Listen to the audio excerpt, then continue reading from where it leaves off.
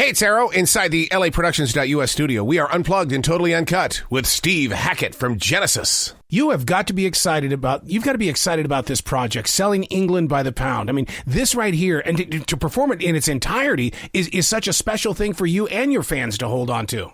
Yeah, I've been playing this show in Europe. We just did 18 countries in 7 weeks, and it's been going down a storm all over again, which is heartwarming because the band does a great version of this stuff. Do you think the reason why fans keep coming and keep digging deeper into your history is because you've had this incredible way of inviting people into your exploration? Well, yeah, it's something. Funnily enough, my wife is very, very keen on inviting people in.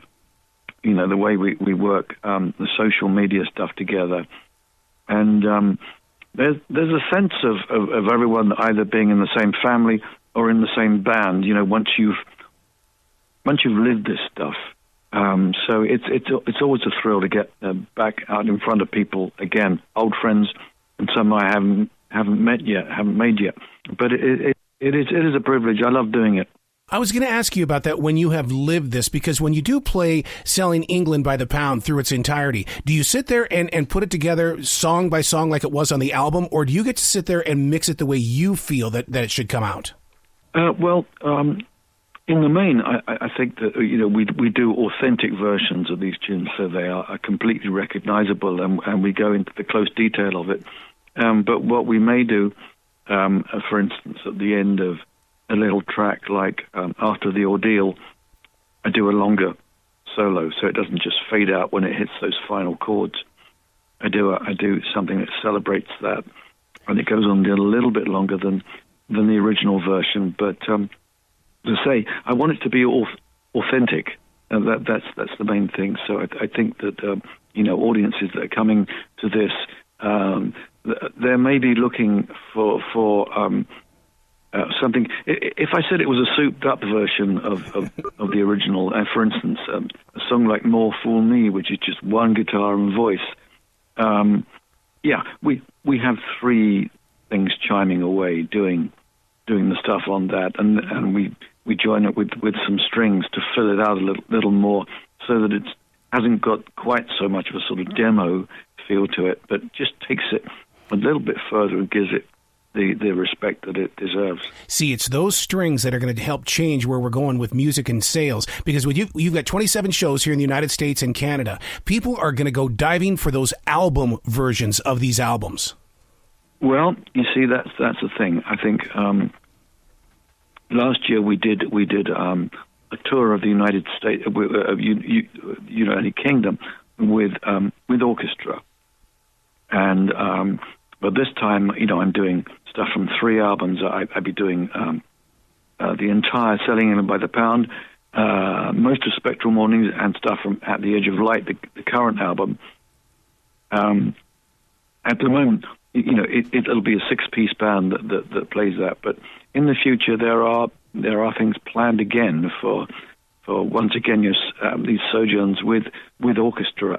And whenever I'm recording, I think of soundtracks and what orchestras can bring to it, and quite a lot of the Genesis music was very kind of either classical or soundtrack orientated. So you can hear that feeling of all the influence of these other schools of approach. So it wasn't just rootsy rock and roll.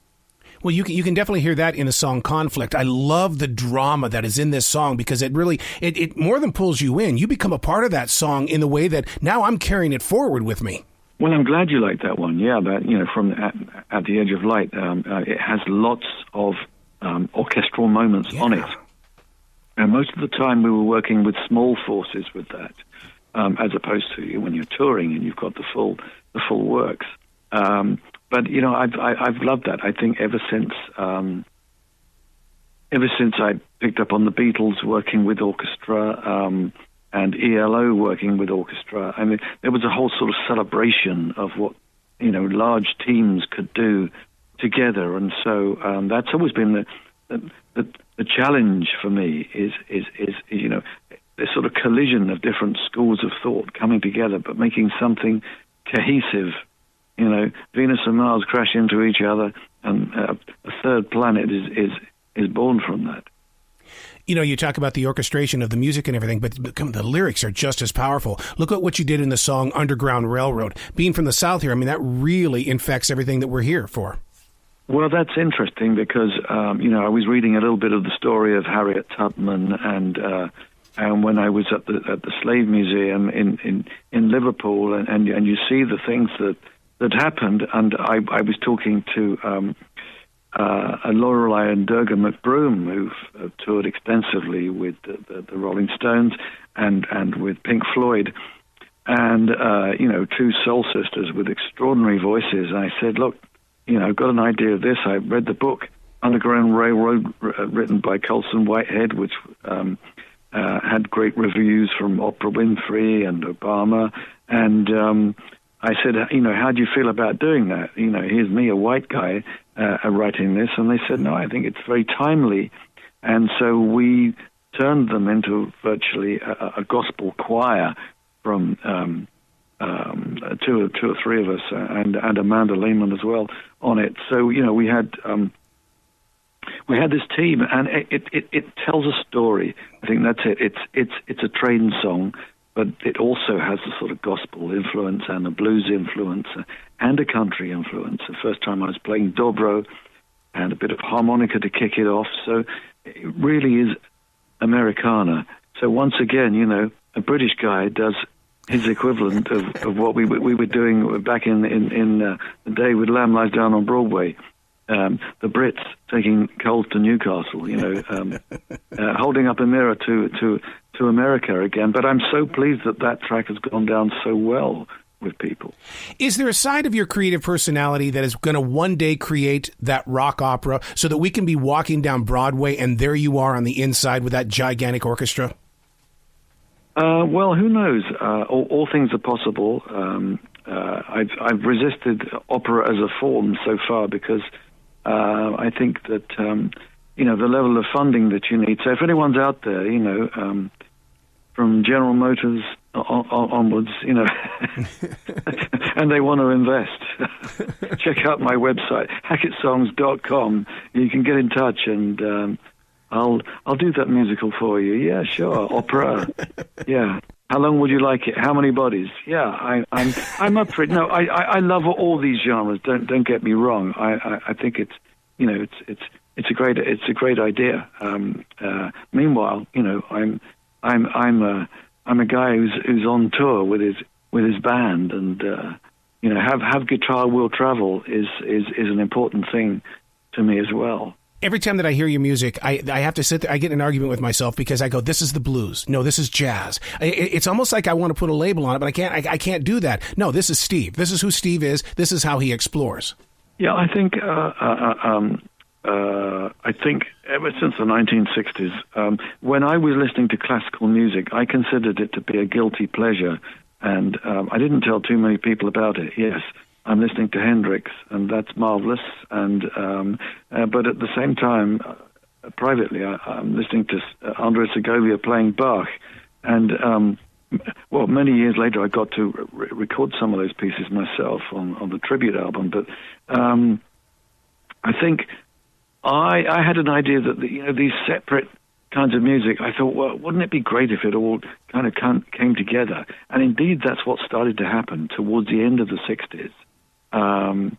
It seemed orchestras and groups started to talk to each other. Yep. And, the floodgates, it really should be open for all people to do that. But meanwhile, sometimes it's an orchestral texture.